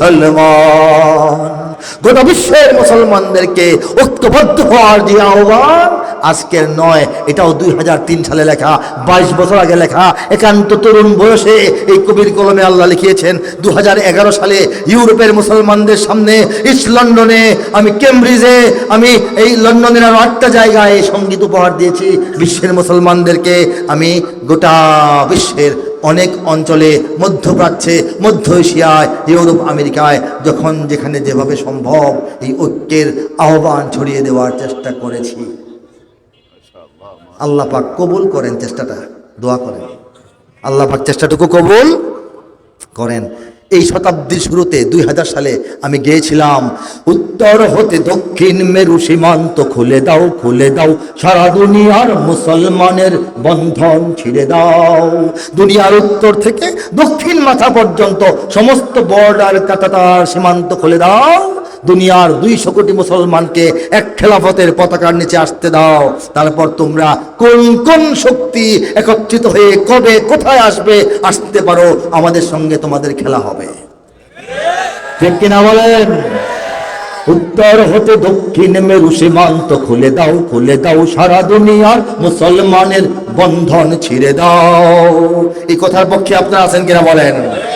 আমি লিখেছিলাম, এপার ওপার সারা দুনিয়ার সকল মুসলমান, একই তরণীর যাত্রী সবাই, এক দেহ এক প্রাণ। প্রাচ্য কিংবা পাশ্চাত্যের নেই নেই ব্যবধান, সাদা কালো আর ধনী গরিবের ভেদাভেদ ভুলে যাও। উত্তর হতে দক্ষিণ মেরু সীমান্ত খুলে দাও, খুলে দাও, সারা দুনিয়ার মুসলমানের বন্ধন ছিঁড়ে দাও। সারা দুনিয়ার মুসলমানদের কানে কানে এই আওয়াজটা দেওয়া দরকার আছে কিনা বলেন? কিন্তু বাংলা ভাষা কি সব মুসলমান বুঝবে? তাদের জন্য অন্য ভাষা দরকার না? এই জন্য যত বেশি সম্ভব ভাষা এটা অনুবাদ হওয়া দরকার। এর কয়েকটি ভাষায় অনুবাদ ইতিমধ্যে হয়েছে। পুরো সঙ্গীত শোনানোর তো সময় নাই, অল্প করে শোনাচ্ছি। একটা কথা মনে রাখবেন, অদূর ভবিষ্যতে দুনিয়াতে একটি প্রচন্ড রকমের চূড়ান্ত লড়াই ঘটে যাবে, ঠিক কিনা বলেন? দুনিয়ার ভাবভঙ্গি, ভাব বুঝতেছেন না? বুঝতেছেন না লড়াইয়ের দিকে যাচ্ছে দুনিয়া? বুঝতেছেন কিনা? এই যে ভেনেজুয়েলার রাষ্ট্রপতিকে ধরে নিয়ে আসছে, ইনশাল্লাহ কোন মুসলিম দেশের রাষ্ট্রপতিকে এভাবে ধরে নিতে পারবে না। এখানে একটা ইমানের শর্ত আছে, ব্যাপার আছে। ভেনেজুয়েলার রাষ্ট্রপতি তো আর আল্লাহর উপর ভরসা করে নাই, ঠিক কিনা বলেন? সে তো ইমানদার না, ঠিক কিনা বলেন? সে ভরসা করছে মিস্টার পুতিনের উপরে। রাশিয়া তাকে বাঁচাইতে পারছে? কথাই তো বলে না। আমরা তো অস্ত্রশস্ত্রের উপরে বিশ্বাস করি না, আমরা বিশ্বাস করি আল্লাহর উপরে, ঠিক কিনা? হ্যাঁ, ওমা রমাইতা ইয রমাইতা ওয়ালাকিন্নাল্লাহ রামা। তেলাওয়াত কইরা হাতের মধ্যে বালু নিয়ে মারবেন, সীমান্তের দিকে দেখবেন সব প্রত্যেকটা বালু কোনা ঠুম ঠুম করে ফুটতেছে। আল্লাহ বলবেন না, মিথ্যা কথা না। আফগানিস্তানে জিহাদে এরকম ঘটনা ঘটছে। অন্ধ হাফেজ সাহেব 18টি ট্যাঙ্ক, রাশিয়ান ট্যাঙ্ক, তাকে হত্যা করা হবে। তিনি অজুর পানি চেয়ে অজু করে 2 রাকাত নামাজ পড়ে দাঁড়াইছেন। 18টি ট্যাঙ্ক সামনে।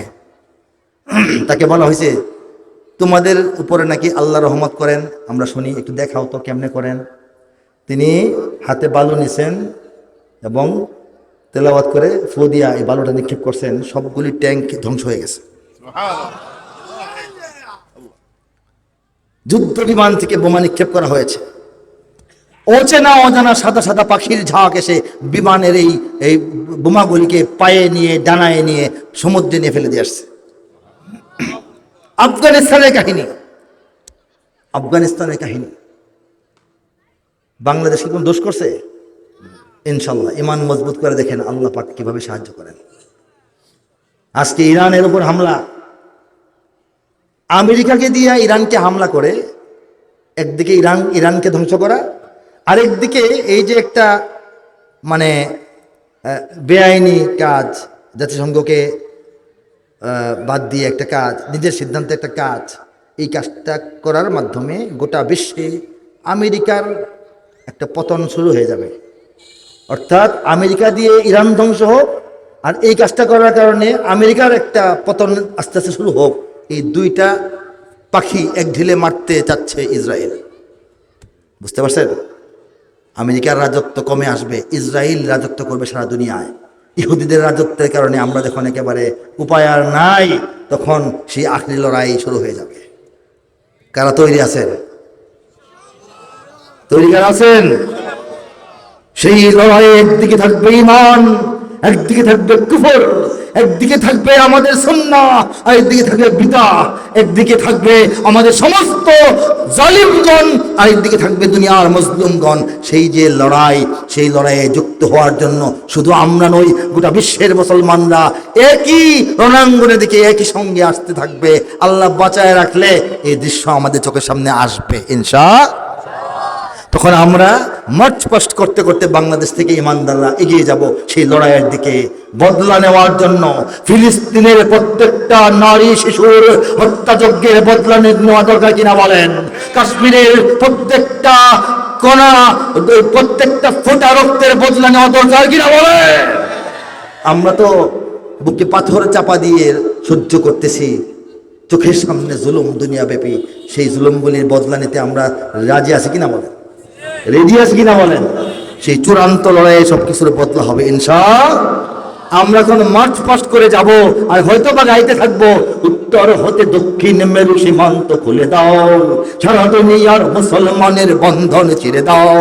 পাকিস্তান ভারতের মুসলমানরা বসে থাকবে না, তারাও এগিয়ে যাবে একই রণাঙ্গনের দিকে। তারা গাইতে থাকবে একই কথা, একই কবির গান তারা গাইতে থাকবে। जुनूब से शिमाल तक दीवार खोल दो, दुनिया के मुसलमानों की जंजीर तोड़ दो, इधर उधर सरे जहां के सारे मुसलमान एक नाव के सवार है, सभी की जिस्म ऊंचा, मशरिक और मगरिब का कुछ फर्क नहीं यहाँ, अलवान वो अमवाल की हिसाब छोड़ दो, जुनूब से शिमाल तक दीवार खोल दो, दुनिया के मुसलमानों की जंजीर तोड़ दो। আরবের মুসলমানরা গাইতে থাকবে, ইফতাহুল হুদুদ মিন জুনুবিল শিমাল লিল মুসলিমিন আল আলামি তামাজ্জাকাল ফিসাল। আমাদের ওয়েস্টার্ন মুসলমানরা, পশ্চিম বিশ্বের মুসলমানরা কি বসে থাকবে? তারাও সেই লড়াই আসবে, তারা উচ্চারণ হয়তোবা করতে থাকবে। কি করবে? Open open the border from north to the south, unfasten the chain of Muslims of the world. Open the border from north to the south, unfasten the chain of Muslims of the world. افتحوا الحدود من جنوب للشمال للمسلمين العالم تمزق الفصال. جنوب से शिमाल तक दीवार खोल दो, दुनिया के मुसलमानों की जंजीर तोड़ दो. उत्तर होते दक्षिण मेरु সীমান্ত খুলে দাও, সারা দুনিয়ার মুসলমানের বন্ধন ছিঁড়ে দাও।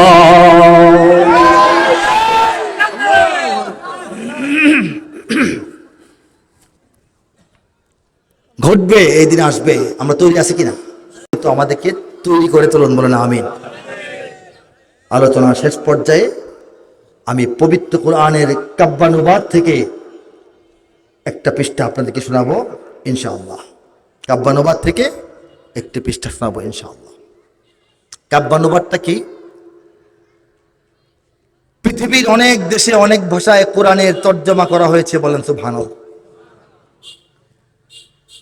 পৃথিবীর অনেক দেশে অনেক ভাষায় কোরআনের বড় বড় বিস্ময়কর তাফসীর রচিত হয়েছে, বলেন সুবহানাল্লাহ।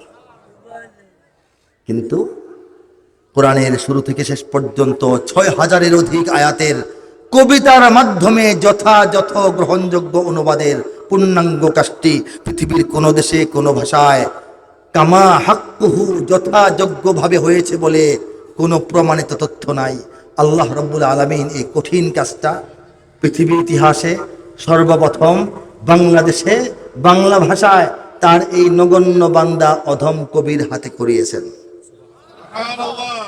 কেন এত কঠিন? কারণ এই কাজটা করতে হলে কাব্য মান ঠিক রাখতে হবে, ভাষার মান ঠিক রাখতে হবে, সাহিত্যের মান ঠিক রাখতে হবে, তাল লয় ছন্দ অন্তমিল ঠিক রাখতে হবে, নাহু সরফ ফাসাহাত বালাগাত সামঞ্জস্যপূর্ণ রাখতে হবে, আল্লাহর কালামের বড়ত্ব মহত্ব গুরুত্ব তাৎপর্য উচ্চতা অভিজাত্য লালিত্য অক্ষুণ্ণ রাখতে হবে, শুরু থেকে শেষ পর্যন্ত ধারাবাহিকতা বজায় রাখতে হবে, প্রত্যেকটা আয়াতে সুস্পষ্ট স্বতন্ত্র তর্জমা হইতে হবে এবং ভাবানুবাদ নয় মূল অনুবাদ হইতে হবে।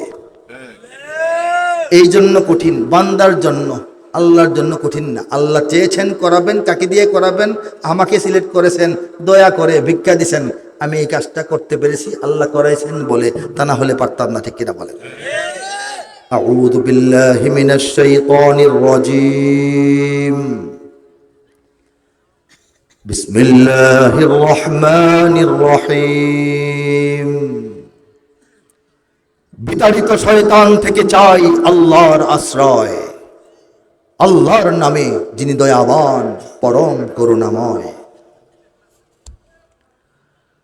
কুল হুয়াল্লাহু আহাদ আল্লাহুস সামাদ লাম ইয়ালিদ ওয়া লাম ইউলাদ ওয়ালাম ইয়াকুল লাহু কুফুয়ান আহাদ। তরজমা শোনাচ্ছি কবিতায়। বলে দাও নবী, আল্লাহ তিনি এক ও একক হন। বলে দাও নবী, আল্লাহ তিনি এক ও একক হন, তার প্রতি মুখাপেক্ষী সবাই, কারো প্রতি তিনি নন। তিনি কারো প্রতি কখনো কোনো বিষয়ে মুখাপেক্ষী নন। তিনি ছাড়া সব কিছু সব সময় সব বিষয়ে তার দিকে মুখাপেক্ষী। এই পুরো কথাটার শব্দটা হয়েছে সমাদ। বলা সমাদ। বলে দাও নবী, আল্লাহ তিনি এক ও একক হন, তার প্রতি মুখাপেক্ষী সবাই, কারো প্রতি তিনি নন। জন্ম নেননি আর করেননি কাউকে জন্মদান, কোন দিক থেকে কেউ নয় তার সমতুল সমমান। আমি সূরা আর রহমানের শেষ পৃষ্ঠার কয়েকটা আয়াত শুনিয়ে এই পর্ব শেষ করব ইনশাআল্লাহ। كأنهن الياقوت والمرجان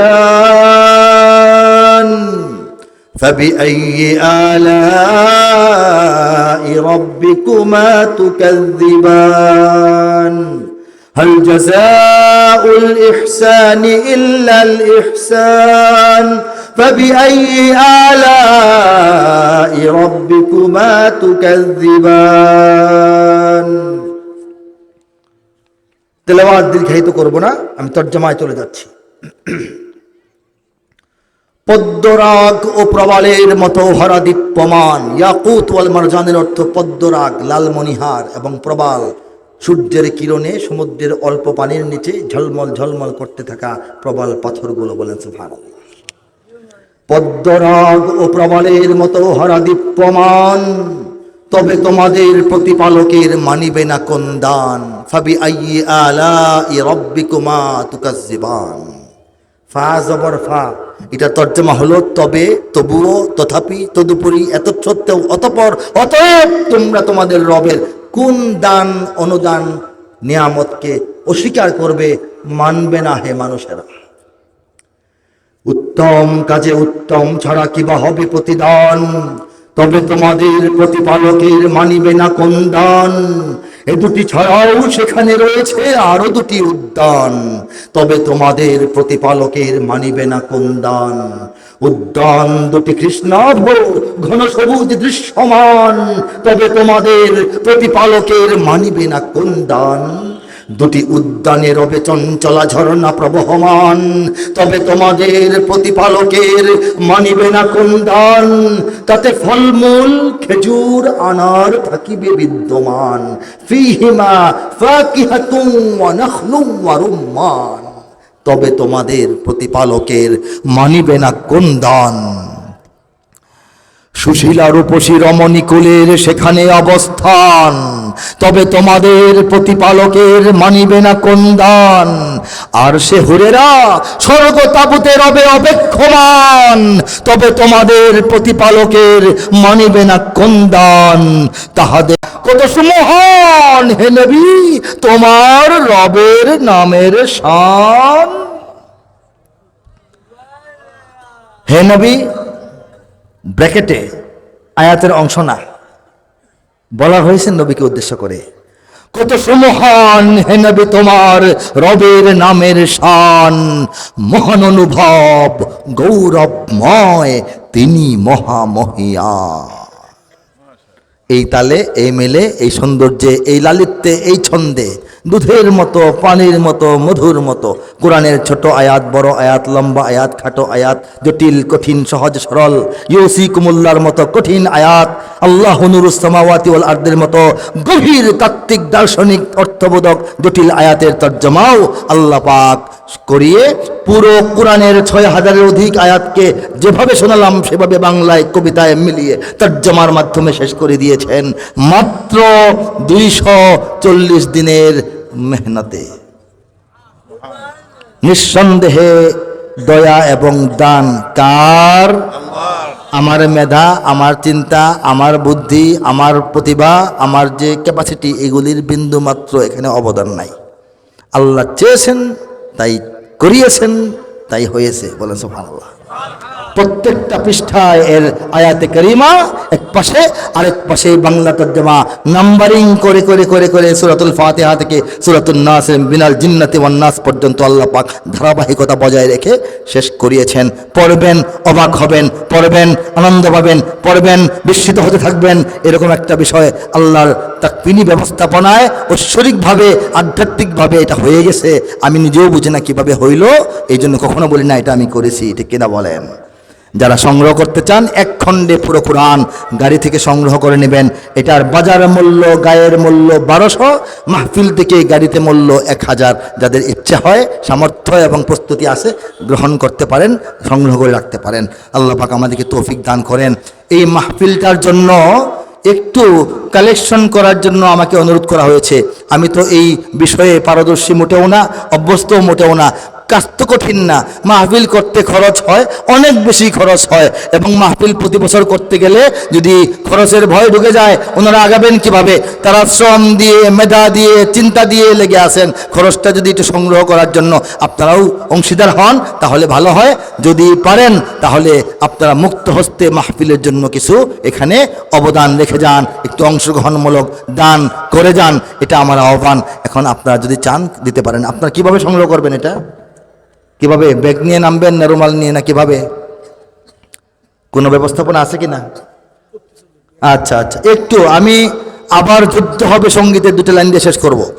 আর 1, 2, 3 মিনিট একটু খালি আপনাদের এখানে, যেহেতু বলা হয়েছে আমাকে, হ্যাঁ ওলামারা ইঞ্চি ইঞ্চি মাটিটা শুনতে আচ্ছা আচ্ছা, সেটাও শোনাবো। ইঞ্চি ইঞ্চি মাটি সোনার চাইতে খাঁটি, নগদ রক্ত দিয়ে কেনা। শত্রু বাহানাদার একটি কণাও তার কেড়ে নিতে কেউ পারবে না। রঙের তুলিতে আকাশ সবুজের ছায়া ঢাকা, সুজলা সুফলা পরিপাটি। লক্ষ শহীদ গাজী রেখেছে জীবন বাজি, করেছে স্বাধীন এই মাটি। বাংলাদেশ আমার বাংলাদেশ তোমার বাংলাদেশ খোদার দান। সোনার জন্মভূমি তোমার জন্যে আমি জীবন দিয়েছি কোরবান। বাংলাদেশ আমার বাংলাদেশ তোমার বাংলাদেশ খোদার দান। সোনার জন্মভূমি তোমার জন্যে আমি জীবন দিয়েছি কোরবান। যাক মাশাআল্লাহ। আপনারা কি কেউ লোক নামাইছেন? যদি ব্যবস্থা থাকে তাহলে করেন, আর আপনারা যদি এমনিতেও দিতে চান একটু মঞ্চে পৌঁছায় দেবেন ইনশাআল্লাহ। আবার যুদ্ধ হবে, 2 লাইন গাইবো বলেছি, সেটা উচ্চারণ করছি। যুবক বন্ধুরা তৈরি আছো কিনা বলো? হাত তুলে দেখা আল্লাহি তাকবীর। আর যুদ্ধ যখন অনিবার্য হয়ে পড়বে তখন বুড়া মানুষকে ছেড়ে দিবে না, ঠিক কিনা বলেন? ইমানদার সবাই যুদ্ধে লড়াইয়ের জন্য তৈরি থাকতে হবে। যদি আমার দেশের সীমানা বন্ধু মুছে দিতে কেউ চায়, যদি আমার মাটির ধন সম্পদ লুটে নিতে কেউ চায়, যদি আমার সাগরে আমার পাহাড়ে ফেরায় লোভের চোখ, আমি প্রতিবাদে জ্বলে উঠবই, তবে যা হবার তাই হোক।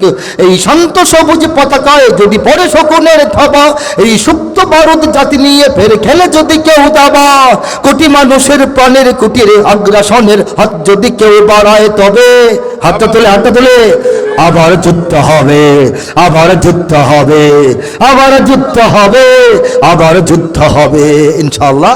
আল্লাহ পাক দিন রক্ষার জন্য, দেশ রক্ষার জন্য যদি যুদ্ধও করতে হয়, সেই যুদ্ধের জন্য আমাদেরকে প্রস্তুত হয়ে থাকার তৌফিক দান করুন। আমিন। ওয়া আখিরু দাওয়ানা আলহামদুলিল্লাহি রাব্বিল আলামিন ওয়াস সালাতু ওয়াস সালামু আলা সাইয়্যিদিল মুরসালিন। আসসালামু আলাইকুম ওয়া রাহমাতুল্লাহি ওয়া বারাকাতুহু। اللهم آمين. اللهم أنت السلام ومنك السلام، تباركت يا ذا الجلال والإكرام. ربنا ظلمنا أنفسنا وإن لم تغفر لنا وترحمنا لنكونن من الخاسرين. ربنا لا تزغ قلوبنا بعد إذ هديتنا وهب لنا من لدنك رحمة إنك أنت الوهاب. আয় আল্লাহ, আয় রহমান, আয় গফফার, আয় সত্তার, আয় আলিম, আয় কাদির, আয় হাকিম, আমাদের প্রত্যেকের জীবনের সমস্ত গুনাহ খাতা আপনি মাফ করে দিন। আল্লাহুম্মা ইন্নাকা আফুউন তুহিব্বুল আফওয়া ফাআফু আন্না। আয় আল্লাহ, আপনি ক্ষমাকারী, ক্ষমা করতেই ভালোবাসেন, তাহলে আমাদেরকে ক্ষমা করে দেন। আয় রব্বুল আলামিন, আমাদের মধ্যে যত অসুস্থ রয়েছি মাবুদ, আমাদেরকে রোগমুক্ত করে দিন। যত ঋণগ্রস্ত রয়েছি মাবুদ, আমাদেরকে ঋণ মুক্ত করে দিন। আমাদের মধ্যে যারা পেরেশান হাল, তাদের পেরেশানি দূর করে দিন। আয় আল্লাহ, যত হাজাত রয়েছে সমস্ত হাজাত পূর্ণ করে দিন। যত নেক মাকসাদ অন্তরে রয়েছে সমস্ত নেক মাকসাদ আপনি পুরা করে দিন। আল্লাহ, বিছানায় পড়ে থাকা রোগীদেরকে আপনি আল্লাহ পূর্ণাঙ্গ সুস্থতা এবং ইবাদতময় লম্বা জীবন দান করে দিন। আল্লাহ, যারা কবরে চলে গেছেন আল্লাহ তাদের কবরকে জান্নাতের বাগান বানিয়ে দিন। আল্লাহ, যারা কবরে শায়িত হয়ে গেছেন, এই অঞ্চলের যত কবরস্থান, আমাদের পিতা মাতা দাদা দাদি নানা নানি আত্মীয় পরিজন পরিবার বর্গের যারা কবরে আছেন, চেনা পরিচিত মুমিন মুমিনাত মুসলিম মুসলিমাত যারা রয়েছেন, ইয়া আল্লাহ সবাইকে মাফ করে দেন। সবার কবরে আযাবগুলি বন্ধ করে দেন। সবার জন্য জান্নাতের ফয়সালা করে দিন।